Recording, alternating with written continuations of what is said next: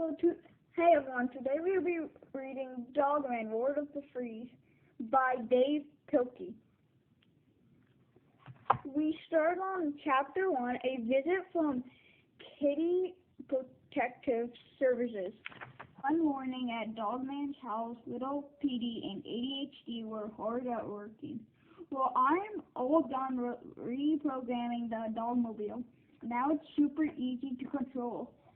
How's the hydraulic roof ramp coming along? Crap. Awesome. Come on. I can't wait until Dogman sees it. Good morning, Dogman. Look what me and ADHD did. We transformed the grand ballroom into the coolest clubhouse ever. Us three are going to be in the club, okay? We'll call ourselves the Super Buddies. Most of the time we'll be by ourselves, regular selves. But when danger rears its ugly head, we'll be superheroes. Look, I even made ADHD